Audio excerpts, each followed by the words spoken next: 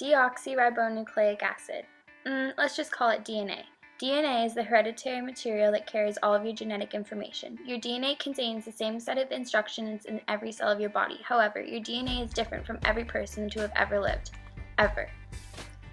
You get your DNA from your mom and your dad.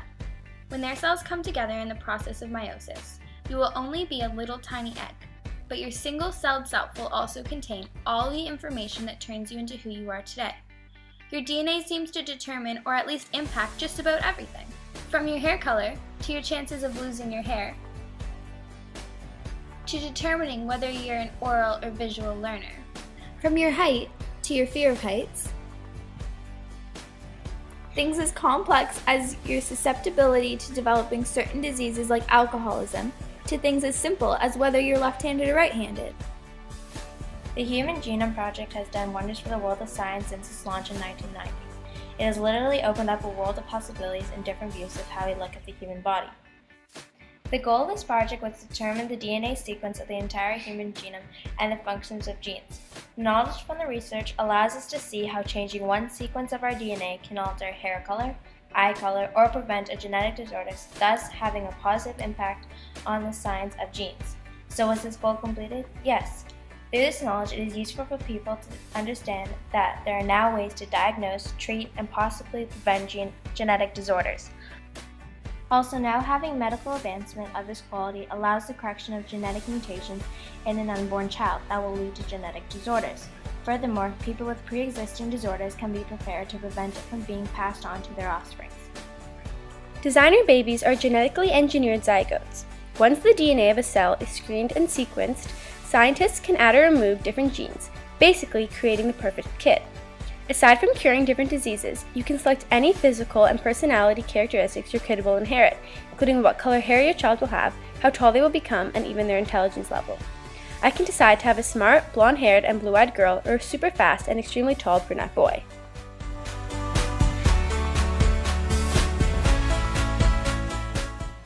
Gene therapy saves lives. Imagine knowing, before your baby is even born, that your little girl or boy won't live past 10, or let alone a couple days.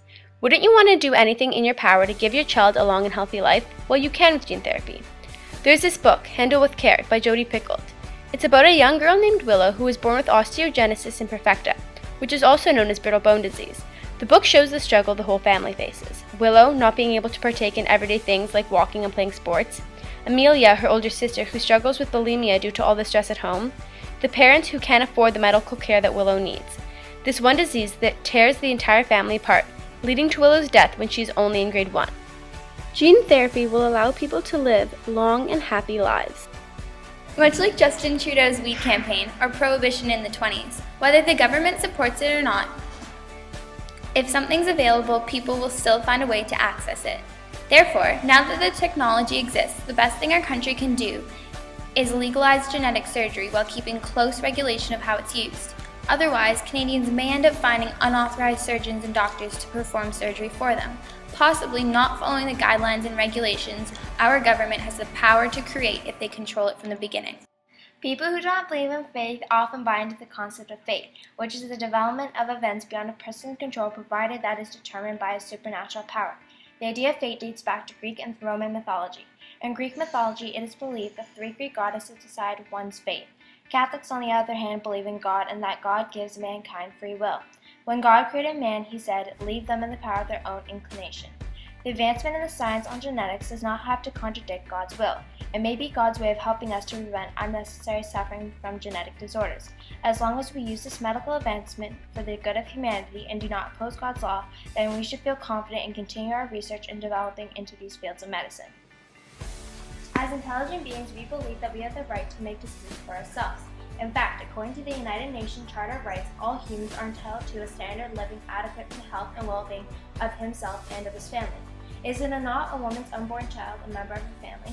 Should she not have a right to protect her child from genetic disorders if she had an opportunity to do so? And is it not the responsibility of the state to ensure that these opportunities are available for all its citizens? Then we should have the freedom to choose to participate in genetic surgery if it could have massive impacts on our lives and positive.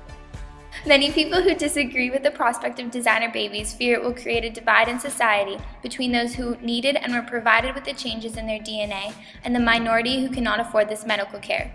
What these people do not address is the minority that already exists in society and is divided as a result of their currently irreversible genetic mutations. Therefore, if some of this minority is given the opportunity to eradicate their mutations, we as a society are only decreasing the number of those alienated from society, making the social division argument irrelevant. Ultimately, the number of people alienated from society due to their genetics already causes inequality, a social issue that is only being reduced with this medical treatment.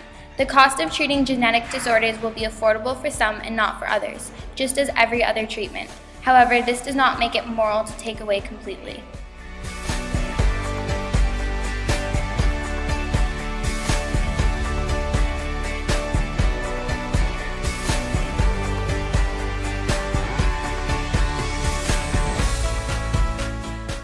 Supporting gene therapy doesn't mean supporting the superficial changes in DNA like hair color, eye color, and height.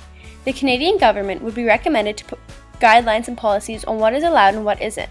Let's start off with saying that only genetic mutations, such as inherited diseases, can receive gene therapy, or children to be born with diseases that will prevent them from enjoying the basic activities of everyday life, such as walking, talking, going to school, and having a job.